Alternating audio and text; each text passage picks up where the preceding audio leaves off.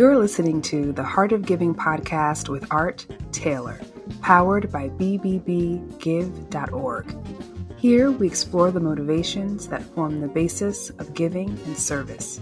We inspire generosity and celebrate the transformative effects that giving and service have on the human spirit and on community. The conversations featured on the podcast also uncover giving strategies that educate and provide tools to help listeners make impactful gifts of both their time and money. We hope you enjoy this episode. Welcome to the Heart of Giving podcast, powered by bbbgive.org. Give.org is the nation's standards-based charity evaluator and your one-stop source for information on giving and reports on the most asked about charities. I'm Art Taylor, your host, and today we're going to talk about the tragic subject of human trafficking. But there are organizations out there working to help people who've been victimized. And with me today to talk about this is Hannah Allen of the E3 Alliance. Welcome, Hannah, to the Heart of Giving podcast. Thank you. Thank you for having me. Hannah, tell us about the E3 Alliance, Employers Ending Exploitation.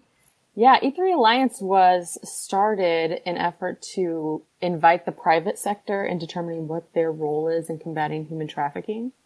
So the Alliance itself is a collaborative of businesses, government, and nonprofits all working together to eradicate sex trafficking in San Diego. And we try to leverage that interest from the business sector into ways to support the ongoing movement that San Diego already has going. Now, we talk about trafficking, and I think it conjures different images in people's minds. But give us a sense of what you mean and what people should be thinking about when they hear that term. Yeah, that's such a nice question. Thank you for giving me space to kind of spell it out. I think when people hear the term human trafficking, what they might envision is the movie Taken, or when we talk about sex trafficking, you might envision Pretty Woman. And that's not a great descriptor of what we're talking about. So with E3 Alliance specifically, we're addressing sex trafficking or commercial sexual exploitation. So that's any time a person is sold for any kind of sexual pleasure to anyone else. And then typically that money is paid to a third person, a trafficker or a pimp. But also included in sex trafficking is the commercial sexual exploitation of children. And that doesn't necessarily have to have any kind of exchange of money. And in fact, the child doesn't necessarily even have to be touched for them to be sexually exploited. So that also includes things like child pornography. Wow. And it remains astonishing to me, and I'm sure most people, that this kind of activity takes place. And so it's great that we have an organization like yours out there trying to deal with it. And when we say deal with it, what are some of the measures that you take organizationally to try to address some of these issues? E3 Alliance has a 3-phase approach. Right now, we're focusing on phase 1 and 2. The first being prevention education. So our goal is to educate the San Diego workforce about what is human trafficking, what does it look like, the indicators, how to report something if you see something, and how to engage further in the movement. So we do the prevention education to businesses first. We do employee trainings, and then we invite either individual advocates or businesses, people who've gotten energized after learning what's going on and that it's actually a very large problem in our community. We help plug them into the nonprofit organizations that are already doing the work to then further support their mission. And they can do that by way of volunteering, offering professional services, in-kind donations, event support. There's so many ways that the nonprofits who are working with victims of trafficking could use support from the business sector. And so we try to make that as vast of an opportunity as possible.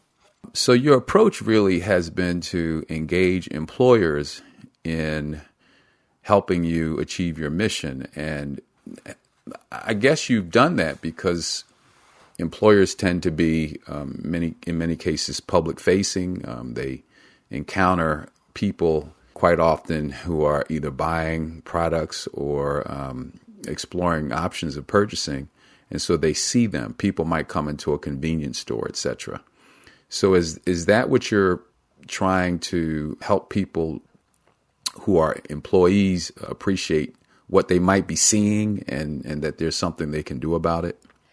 Yeah, so by training the workforce, we're essentially training the eyes of the public to recognize red flag indicators of this woman looks like maybe she has bruising that's in various stages of healing over time. Maybe it looks like she needs medical assistance and maybe doesn't have access to it, or it could be the dead of the winter and, they're walking downtown in clothes that are clearly not meant for winter. These are some of the red flag indicators we ask people to keep an eye out for in order to kind of put those indicators together and say, does this paint a picture of something that I've been taught about? And now I have the skill set to go on ahead and effectively report what I'm seeing. So yes, we want to train the eyes of the public, but we also reach some really important audiences by training the workforce in that we're talking to parents whose kids might be at risk. There's no socioeconomic group that is immune to trafficking. Any child can be groomed and pulled into trafficking via social media, online games. So we want to talk to parents and say hey, your kids might be at risk. We also are going to have the opportunity to talk to people who have purchased sex or may regularly purchase sex, and to say to them, you might not understand how detrimental this activity is and that it's not just a service in exchange for money, but it's actually very, very harmful. And we know that we can reach people with influence. So there's constantly legislation around human trafficking, both at a national level and a state level. And we want to ensure that if our survivors of trafficking are telling us there's legislation that's important to them and they have a hard stance on it, we want to be able to connect them with people of influence who can help elevate their voices. Yeah. Wow. You mentioned that people can be groomed, especially young people, via the internet and different social networks. How does that happen? And what's going on that we need to pay attention to? Our kids need validation. They need to be heard, not just heard, but listened to. And I think that oftentimes parents get so busy with all the other demands in their life that maybe we don't constantly have time to sit down and check in with our kids. But if a child isn't receiving love and validation at home, they will certainly look for love and validation in other places. And that can sometimes be someone who's looking to exploit them. So that happens really quickly on social media. Someone will, a trafficker, someone who's looking to exploit a child can connect with them, compliment them on some photographs, start direct messaging them, listen to their problems, reassure them, become their support person. And then very quickly a bond is made and a child has this new level of trust with someone who's outside their family who has malintentions. And then with COVID-19, we saw such leaps and bounds with education by moving to hybrid learning settings or just at home learning settings. But that's actually a really dangerous space for kids. So it's great that we've been able to figure out how to do home in the middle of a pandemic and continue education. But also we're teaching kids as young as 4 and 5 how to sit in front of a computer with a live web camera where they're taking direction from someone on the other end of that camera. And that is a really vulnerable space for a child to be comfortable in that, because they could be in an incredibly safe environment learning with their teachers and with their friends, but they also might find themselves online taking instruction from someone who is looking to hurt them rather than help them. So the district attorney in San Diego has reported that since the pandemic, reports of internet crimes against children have tripled. Oh my goodness. So kids are constantly being groomed. And then we did a survey a few years ago of 20 area high schools in San Diego, all over the county, different areas of wealth and poverty, and all 20 high schools reported that they have instances of recruitment and grooming happening on campus. And we're seeing an uptick also in kids recruiting kids. Mm. High school aged girls recruiting middle school aged girls, saying like, hey, you don't have to keep going to school. Like, you can have nice things. We have nice shoes. We get these nice bags. Like, come with us. Let us teach you what we do. So then it becomes almost like victims recruiting more victims. So it's very nuanced. It's multifaceted. And trafficking is like a really sophisticated network that exists utilizing existing business infrastructure.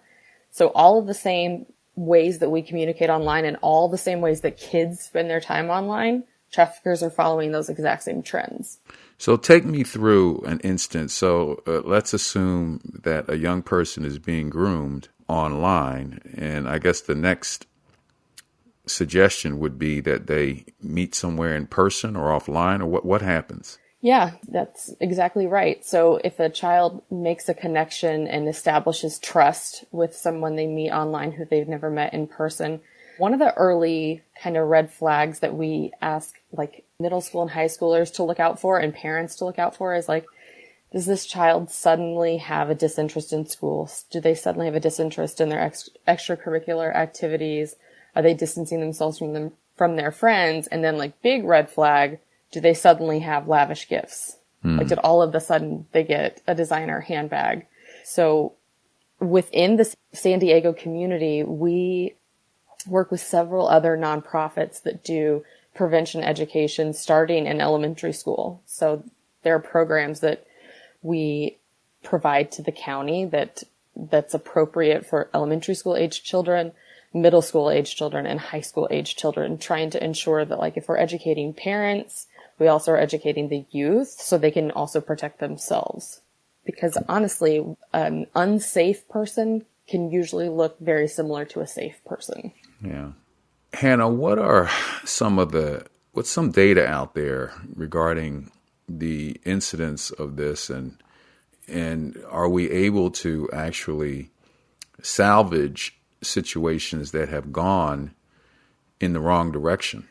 I'll tell you this, it's really challenging to get current good statistics on human trafficking because it is so underground. I mean, it's happening all around us and it's happening in public, but there's so many details we don't know.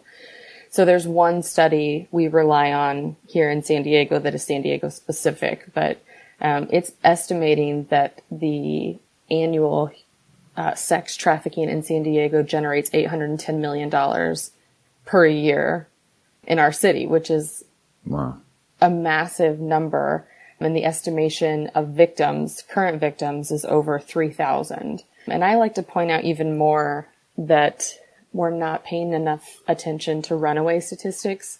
So we have teens who are chronic runaways. They just, every time they're put in a new foster situation or a new group housing situation or back at home with their families, they are chronically running away.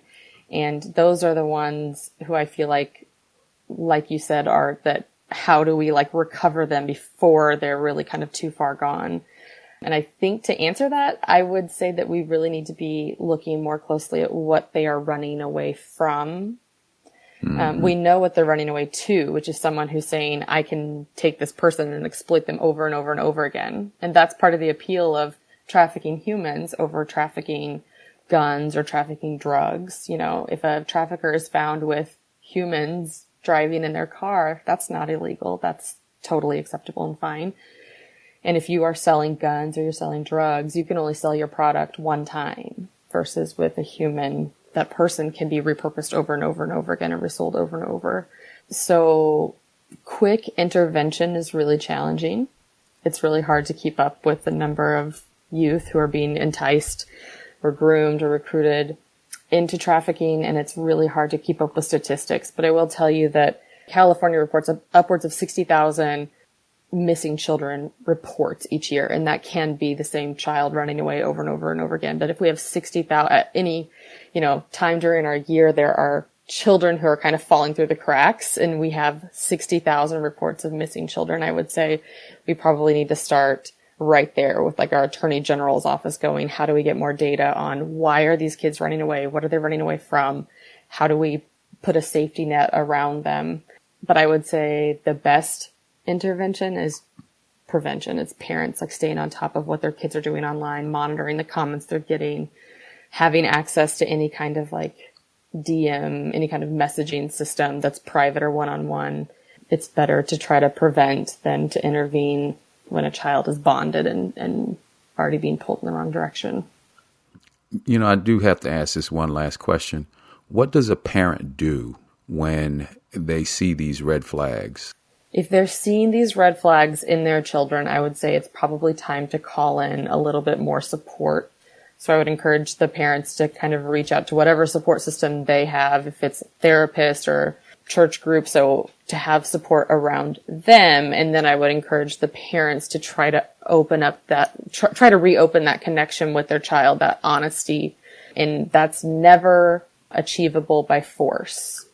So it has to be done almost in like a trauma-informed way where your child is bonded to someone and you have to say, we want to be the people who are closest to you, but it can't be done by force.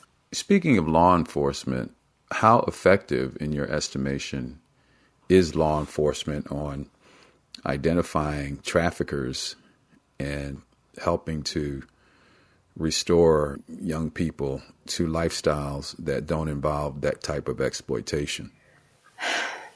We are really fortunate to have a human trafficking task force in San Diego. We have officers from different police agencies, state and federal agencies as well, working collectively where their full-time efforts are looking for children who have gone missing and trying to recover those children, as well as trying to identify people who are hoping to hurt children and intervening there. And they are incredibly successful, which is also incredibly disheartening that there's so much help we need from law enforcement. But I think probably any agency would tell you that for the size of the problem, we have putting a lot of weight on the backs of 30 officers whose job it is to find these kids.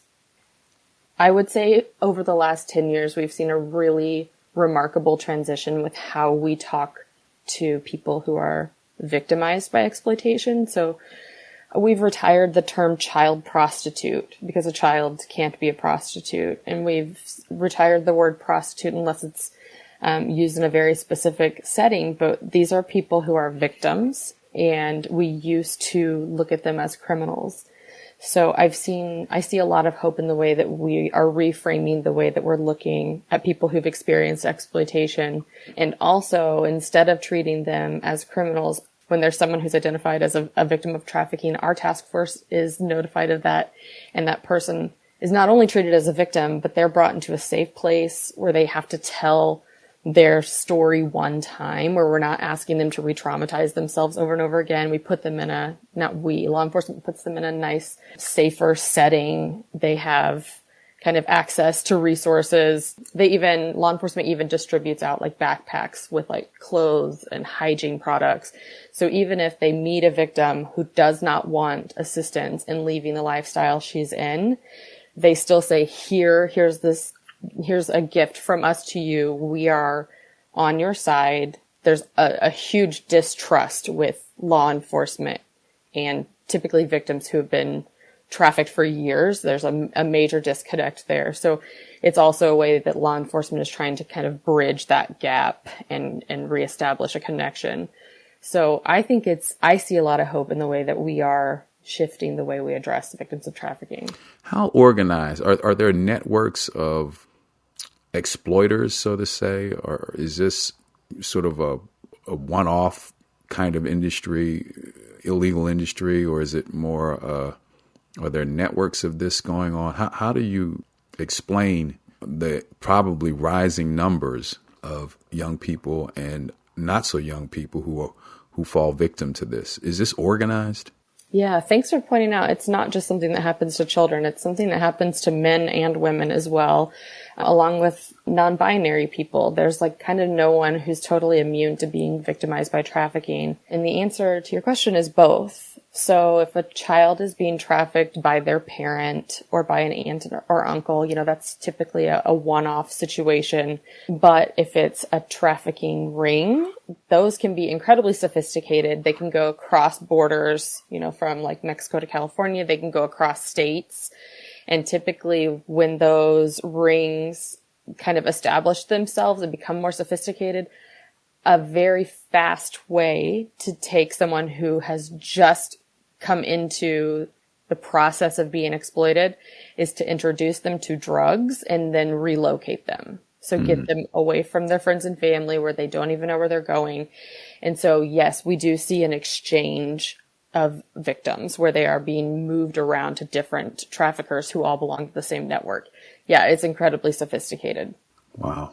So I guess part of the challenge is to figure out how to break up these rings, but I'm sure that's not easy because just like all criminal activity that's organized, it takes quite a bit to prove and then to prosecute and then to get to the right people, all the things that we know that are the challenges facing law enforcement.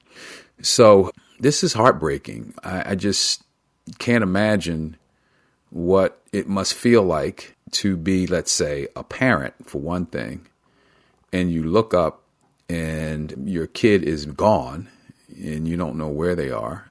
They're probably not in the same state anymore, maybe not even in the same country. And you really have very little hope of ever finding them again. I just can't imagine what that must be like. And also the terror that the victim experiences being caught up in that type of exploitation. It's got to be terrorizing. Have you had the chance to speak with people who've been victimized and recovered, and also to parents who've had to go through that? Yeah, absolutely. We work really closely with survivor leaders or lived experience experts to learn from their stories.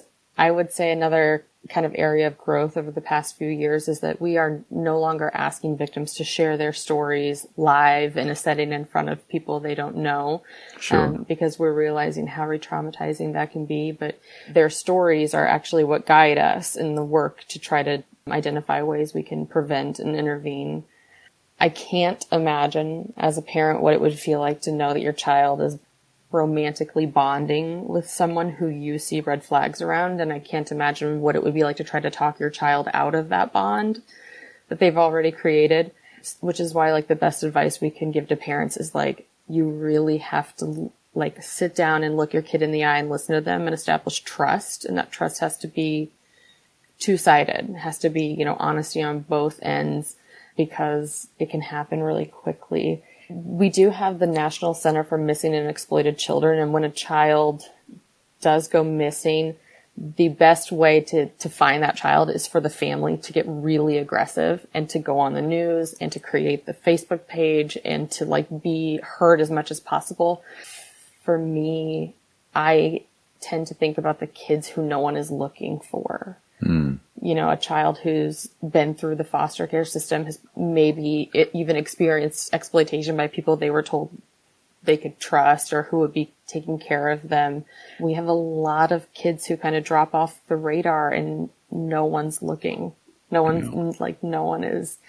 is looking for them. And that's, I think, where my heart breaks is, do they have anywhere to go? If they've run away from something to something else, what are we returning them to if we do locate them? Well, and, the whole definition of kids, especially those coming out of foster care, you hit a certain age and magically you're on your own with, a bag of whatever it is they send you out into the world with. And, it's no wonder that with so little support, many of them end up in these situations. And as you say, these are going to be the kids that no one's looking for, or adults at this point that no one's looking for. It's just tragic. It's also, it feels to me, and I could be wrong, that these are the types of crimes that people don't want to talk a whole lot about. We want to sort of act like, this is not my problem, so why should I be concerned about it? And, it's kind of ugly. We don't want to really face it as a society. But we do, right? I think we do need to really consider these types of crimes if they're ever going to stop. Do you have a sense of how we can really begin to get the word out and create sort of a clarion call to all Americans to be more mindful of this? I wish I knew. I wish I knew the recipe to make a large appeal to the entire nation. I think unfortunately people have a vision in mind. This is something that happens in Cambodia and not in America. But the truth is it happens here every single day. I don't know how to activate the entire country, but I do know that by going through the workforce, we're not only talking to parents and to sex buyers, we might also be talking to people who've been victimized themselves and had no idea there was a name for this or that there are people who cared about it. I think even our victims don't know they're victims. That's why oftentimes it is hard to for the police to meet a woman on the street and convince her that night to go into a recovery program. It's a huge decision to make. But I do think this is a problem that all of us need to care about, because if we don't think of this collectively and we're not working collaboratively, we're not going to be able to tackle the issue. And that's why with E3 Alliance, what is so important to me is that we be able to plug in anyone who wants to become involved. We find a way to match either their interests or their skill set to fill a need that already exists here in San Diego. And I'll just share with you momentarily, that's exactly how I entered the anti-trafficking movement. I'm privileged to work in this space because I've not ever experienced exploitation myself. And I think that the survivor voice is really, really vital in the conversation, because I don't know how to eradicate it. I haven't experienced it. But when I came to San Diego, I said, I've come from working for a huge international corporate business that didn't have any kind of protocols in place for if staff members witnessed something that said I know that's not right. I know there's something wrong here. And to not have any way to respond to it for me felt kind of tragic. So when I kind of entered the scene, I said, I care a lot about this. I've never experienced it myself, but what I do know is businesses have a role to play and they need to be doing their part. And so that interest in that skill set is exactly what drove me towards working for E3 Alliance. It's yes, we should talk to businesses. We do need to be activating businesses. They do have a role to play. And then for anyone who says I'd like to get involved, but I can't be a mentor, or I don't have any dollars to give. We need accountants. Nonprofits need marketing support. They need web design support. They need someone to come clean the gutters out of the recovery home. Any way someone wants to plug in, will find a way to put their skill set to work. And I think that's kind of the importance of the Alliance, is that we want to be strengthening the fabric of these nonprofits who've been carrying the weight of this movement on their backs for years. That's terrific. And I hope that anyone listening who has an interest in supporting the work that you do will do so either financially or find other ways to connect, because obviously we are going to need to all collaborate if we're going to change this in our country. Hannah, I guess I'm really wondering if, from the standpoint of organizations like yours around the country, are you talking to each other, and are there ways, you're in San Diego, are you talking to people in Cleveland and Houston and Philadelphia and other places? Is there sort of an alliance among organizations like yours out there around the country so that you can also learn and share best practices and maybe identify young people who are from different places? Maybe is there any kind of links that you all have? So E3 Alliance itself is county-wide. We have businesses from all over the county, from every different industry, kind of learning what they can do. But no, we don't have a very large national presence or connection with other cities and other states. But I agree with you. It would be a nice way to share best practices. And I think that I see a need for what you've described. And maybe someday we could see the alliance spreading that large. Well, some of your employers, it seems to me, would extend beyond state borders. And for instance, my wife was formerly a flight attendant for many years, and her company would train all flight attendants in how to identify people who might be trafficked and what to do if they had a person who sort of fit, I guess, a certain profile. And, this is a global airline, so, they're going to definitely find people from everywhere who may have this problem. So maybe through your employers is a way, right? I don't know. Yeah, a lot of the businesses we have interest in working with have presence outside of San Diego. And in California now, we have a whole list of industries that are required to every year train their employees about human trafficking. So we try to supplement that education. Rather than their manager trying to quickly learn about what it is, we offer to come in and provide those services. But the travel industry is one that is incredibly important. And yes, we've had a few kind of industry leaders. I can imagine what airline your wife probably worked for. Yeah. And I think those are the people who set the bar for the other the other businesses in their industries to follow. I think that setting that gold standard is incredibly important. Well, I'll just go ahead and give them a shout out. It's Delta that it's my wife. Delta. Of course it's Delta. So hopefully the others will do as well. Well, listen, Hannah, I am just really appreciative that you'd come on the podcast and give us some insights into this. I guess as we wind down, what are some of the things that we can all do as individuals and maybe in our own organizations to elevate your mission and to try to bring down these rings and individual actors who are preying on the people of our country? I think it can be overwhelming to learn about the subject and then immediately become an advocate for it because it's a lot of information. It's a lot of heavy, sad information.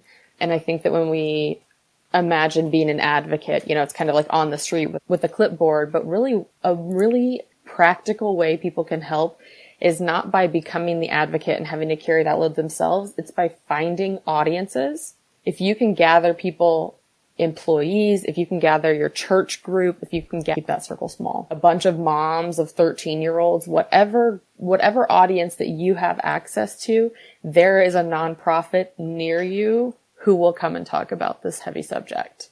You don't have to become the expert, just any way to gather people. That's like a very quick way to become involved. And I also would say as a parent, it's incredibly important. It's incredibly important that you monitor your kids' activity online and that you install some kind of monitoring parenting app to ensure that you're always in the know of what your kid's doing. Because yes, they do deserve privacy and distance, but the internet is the whole entire world, and you don't have to give your 13-year-old access to the whole entire world. You can still, keep that circle small. I have another question about adults. Is it true that people are being sort of extracted violently? And if it's not true, if I'm just dreaming this, or if it's just something strange, I just thought I'd better ask it.